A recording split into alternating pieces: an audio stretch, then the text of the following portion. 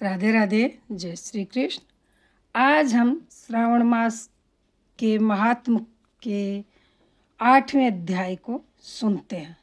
ईश्वर ने कहा, संत कुमार, आपसे पाप को नाश करने वाला बुध तथा बृहस्पति व्रत को कहूँगा, जिसे श्रद्धा के साथ करके प्राणी उत्तम सिद्धि प्राप्त करता है। ब्रह्मा ने चंद्र को ब्राह्मणों के राज्यासन पर अभिषिक्त किया। किसी काल में चंद्रमा ने श्री बृहस्पति की तारा नाम वाली पत्नी को देखा। वह रूप यौवन संपन्न लावण्य मद गार्वित देख उसके रूप पर मोहित हो कामवाण के वश में हो गया। अपने घर में रख चंद्रमा ने गुरु पत्नी को बल से उपभोग किया। इस प्रकार बहुत काल बीत जाने पर उसे एक पुत्र हुआ। वह विद्वान, रूपशाली और सर्व लक्षणों से युक्त बुद्ध नाम से प्रसिद्ध था।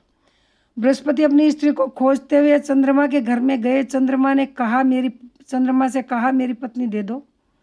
गुरु की स्त्री के साथ तुमने कैसे गमन किया? गुरु तुल्य पाप से तेरा कैसे छुटकारा होगा? इस बड़े पाप के संयोग से तुम्हारी कैसे बुद्धि हुई? तेरी इस प्रिया तथा अपनी गुरु की स्त्री को मुझे चुपचाप दे दो। प्रायश्चित को एकांत में करके पाप से रहित हो जाओ। यदि ऐसा न करोगे तो इंद्र सभा में तेरे इस पाप को कहूँगा। बृहस्पति के यो कहने पर भी कलंकित चंद्रमा ने गुरु पत्नी तारा को नहीं लौटाया। तो देव सभा में जाकर बृहस्पति ने इस वार्ता को कहा कि मेरी पत्नी को चंद्रमा ने ग्रहण कर लिया है। वह मांगने पर भी मेरी पत्नी नहीं देता। हे इंद्र, आप देवराज हैं, आप मेरी पत्नी को आज्ञा से दिला दें, अन्यथा चंद्रमा कृत पाप आपको होगा। इसमें संशय नहीं, क्योंकि राज्य का पाप शास्त्र के निर्णय से राजा को ही भोगना पड़ता है। दुर्बल का बल राजा है, यह पुराण में कहा गया है। गुरु की वार्ता सुनकर इंद्र ने चंद्रमा को बुलाया, क्रोध से आज्ञा दी कि हे चंद्र, गुरु बृहस्पति की पत्नी को दे दो। अन्य की पत्नी के साथ गमन करना पाप कहा गया है। गुरु पत्नी के संग गमन को महापाप कहा है। अतः हे चंद्र, गुरु की भार्या को बिना विचारे ही लौटा दो। इंद्र की वाणी को सुन निशापति ने कहा कि आपकी आज्ञा से भार्या तो देता हूँ, पर पुत्र को न दूंगा। यह मेरे से उत्पन्न है, मेरे वैभव से संपन्न है। इस बात पर बृहस्पति ने कहा कि यह पुत्र मेरे से उत्पन्न है। इसमें देवतागण को संशय उत्पन्न हो गया। देवताओं ने यह विचारा कि किसके शरीर से पुत्र पैदा हुआ। इस वार्ता को माता जानती है। देवताओं ने बृहस्पति की पत्नी तारा से पूछा, किसके द्वारा गर्भ है? हे कल्याणी, सत्य कहना, तुम मिथ्यावाणी मत कहना। लज्जा से संपन्न तारा ने कहा, चंद्र का औरस है और बृहस्पति का क्षेत्रज पुत्र है। आप लोग जिसे सुयोग्य जाने उसे दे। ऐसी वाणी सुन देवताओं ने शास्त्र से विचार कर उस बुद्ध लड़के को चंद्रमा को दिया।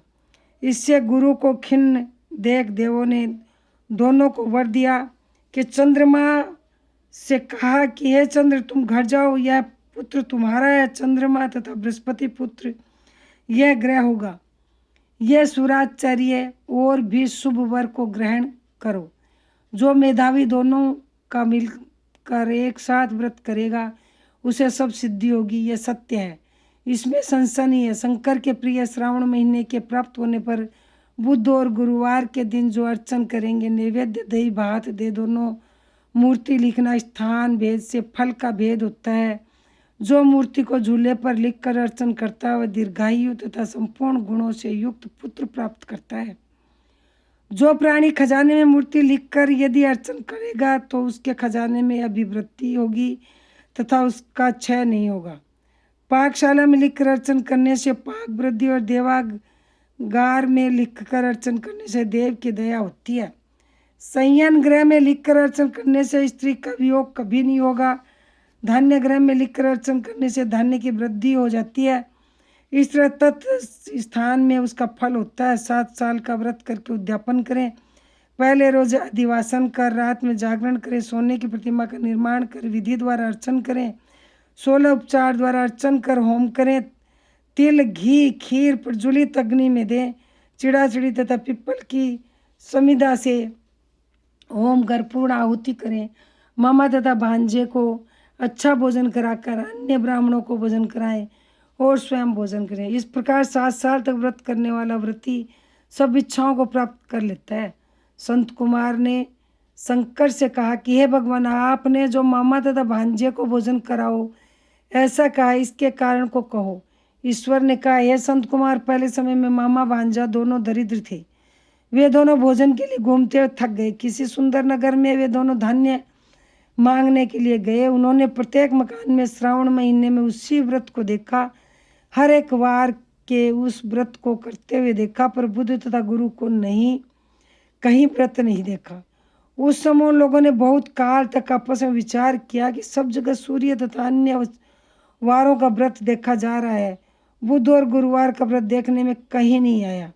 अतः हम दोनों बुध तथा गुरु व्रत करें, क्योंकि किसी ने उस व्रत को नहीं किया, अतः यह अनुच्छिष्ट व्रत है, इसे सादर करें। पर व्रत विधान न जानने के से फिर दोनों संशयापन हो गए। तब उसी रात में उन दोनों को स्वप्न में विधि ज्ञात हुई।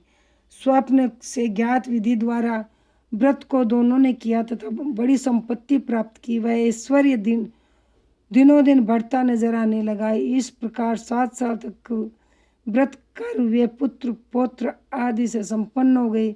प्रत्यक्ष बुद्ध तथा गुरु ने उन दोनों को वर दिया, आप लोगों ने हमारे व्रत का सुविचार किया, अतः आज से इस शुभ व्रत को जो करेगा वह निश्चय मामा तथा भांजे को भोजन करावेगा। यह श्रावण मास के महात्म का 8वां अध्याय जो हमने सुना। मेरा ये वीडियो आपको अच्छा लगा हो तो मेरे चैनल को सब्सक्राइब नहीं कर रखा हो तो सब्सक्राइब करें, लाइक करें, शेयर करें, बेल आइकन प्रेस करें, जिससे मेरा अगला वीडियो आपके पास सबसे पहले पहुँचे। कमेंट ज़रूर से करें। जय श्री कृष्ण, जय श्री श्याम, राधे राधे।